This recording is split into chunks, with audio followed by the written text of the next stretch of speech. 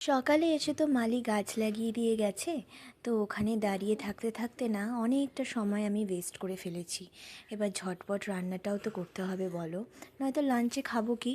আচ্ছা, ফ্রিজে তো ভেটকি মাছ ছিল, তো আমি ভাবলাম চটজলদি একটা ভেটকি মাছের ভাপা রেসিপি বানিয়ে নিই। প্রথমেই না আমি একটা ব্যাটার বানিয়ে নিয়েছিলাম।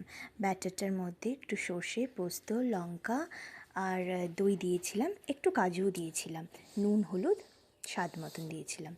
মাছটাকে না ভালো করে ধুয়ে প্রথমে আমি নুন জলে ভিজিয়ে রেখেছিলাম, তারপরে একটু লেবু আর আদা দিয়ে ম্যারিনেট করে রেখেছিলাম।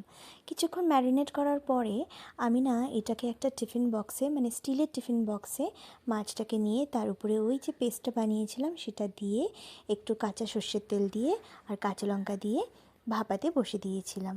আর অন্যদিকে না আমি ভাতটাও বসিয়ে দিয়েছিলাম। ভাতটা রেডি হতেই তাড়াতাড়ি যাতে আমি লাঞ্চটা করে নিতে পারি। জানো তো, গাছগুলো লাগানোর পরেই না আমি মাঝে মাঝেই ব্যালকনিতে এবং বাড়িটা গিয়ে একটু দেখে আসছি। এত ভালো লাগছে যে কি বলবো। চলো, আমাদের লাঞ্চ তো এখন রেডি হয়ে গেল, এবার খাওয়ার পালা। টাটা।